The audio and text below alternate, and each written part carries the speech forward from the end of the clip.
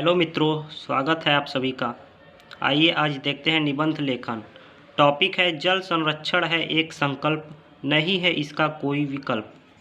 जल संरक्षण है एक संकल्प, नहीं है इसका कोई विकल्प। इस टॉपिक को और दूसरे नाम से भी जाना जा सकता है, जैसे जल प्रदूषण पर निबंध। तो स्टार्ट करते हैं। प्रस्तावना। पृथ्वी पर रहने वाले सभी जीवों एवं जंतुओं के लिए जल एक अनमोल रत्न है। इसके बिना जीवन की कल्पना भी नहीं की जा सकती है। पृथ्वी के संपूर्ण जल का 97% भाग महासागरीय जल है, जो लवण युक्त है। इस जल का उपयोग पेय जल अथवा सिंचाई के जल के रूप में नहीं किया जा सकता है। इसके अतिरिक्त लगभग 2% जल हिमखंडों के रूप में जमा हुआ है।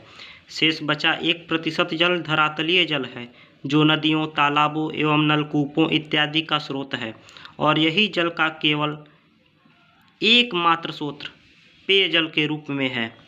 इसलिए जल संरक्षण अत्यंत आवश्यक है। जल है तो कल है, कल है तो हल है। अब आइए समझते हैं जल संरक्षण की आवश्यकता। पृथ्वी पर भयंकर सूखे और जल संकट को टालने के लिए हम सबको जल की कम से कम और जल का समुचित उपयोग करना चाहिए। जैसे बरसात के पानी को इकट्ठा करके रखना चाहिए ताकि शौच, पानी की कमी को दूर करना, पौधों को पानी देने आदि के उपयोग में लाया जा सके। अब आइए देखते हैं जल प्रदूषण के कारण। जल प्रदूषण 2 कारणों से होता है, एक प्राकृतिक, दूसरा मानवीय कारण। आइए पहला प्राकृतिक कारण देखते हैं।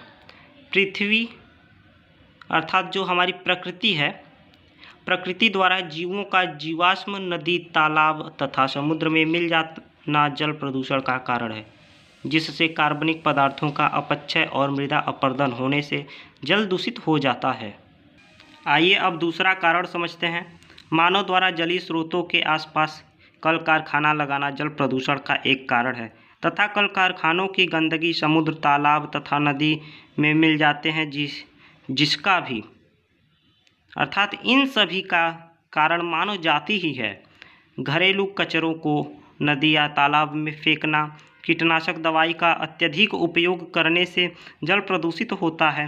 प्रदूषित जल की सिंचाई से मृदा की उर्वरता क्षमता भी कम हो जाती है, जिससे हमारे उपज प्रभावित होते हैं। बहता जल निर्मल कहलाता, बहता जल निर्मल कहलाता, इकट्ठा जल सड़ जाता। अब समझते हैं जल संरक्षण न करने से होने वाले नुकसान। जैसे हमें आजकल बरसात के पानी को तालाबों, बांधों का निर्माण करके इकट्ठा करना चाहिए, ताकि भविष्य में हम सूखे से न प्रभावित हो, और इस जल का उपयोग सिंचाई, मत्स्य पालन, पशुचारण के लिए जल पूर्ति कर सकें। ऐसा न करने से बरसात का पानी नदी, नालों व पोखरों में इकट्ठा होगा, और इससे मच्छर तथा अन्य कीड़े उत्पन्न होंगे, जो हमें प्रभावित करेंगे।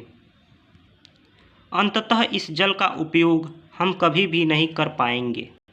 त्योहारों के समय मूर्तियों को समुद्र या नदी या तालाब में विसर्जित करने से हमारे जलीय जीव जंतु का जीवन संकट में पड़ जाता है, क्योंकि मूर्तियों में उपयुक्त रंग केमिकल जल से अभिक्रिया कर जल में मिल जाते हैं, और जल दूषित हो जाता है, जो न तो पशुओं के पीने योग्य और न ही सिंचाई के प्रयोग में आ पाता है। अब समझते हैं जल संरक्षण के उपाय। हमें पशुओं को तालाबों में स्नान कराने के बजाय बाल्टी में पानी लेकर तालाब से बाहर स्नान कराना चाहिए। नदी, नालों एवं तालाब की सफाई पर पूरा ध्यान देना चाहिए। मृत जीव जंतुओं को जल में नहीं फेंकना चाहिए। हमें बहते जल को नदी में ले जाना चाहिए, अर्थात हमें बहते जल की जो नाली है उसको नदी से जोड़ना चाहिए। हमारा शरीर का लगभग 75% भाग जल से ही निर्मित है।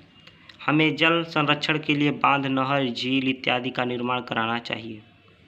हम सब ने यह ठाना है, पानी की हर बूंद को बचाना है। अब आइए देखते हैं निष्कर्ष अर्थात उपसंहार, अंतिम शब्द। जल संरक्षण एक ऐसा कार्य है जिसके द्वारा हम प्रकृति के साथ साथ अपने भविष्य को सुरक्षित रख सकते हैं। पृथ्वी पर दिन प्रतिदिन भूमिगत जल स्तर गिरता जा रहा है, जिसके कारण हमारा पर्यावरण काफ़ी प्रभावित हो रहा है। इसलिए हमें हमारे घर पर उपलब्ध जल की एक एक बूंद को बचाना चाहिए। हमें जल की महत्ता को समझना चाहिए और जल संरक्षण के लिए अथक प्रयास करना चाहिए। Thank you.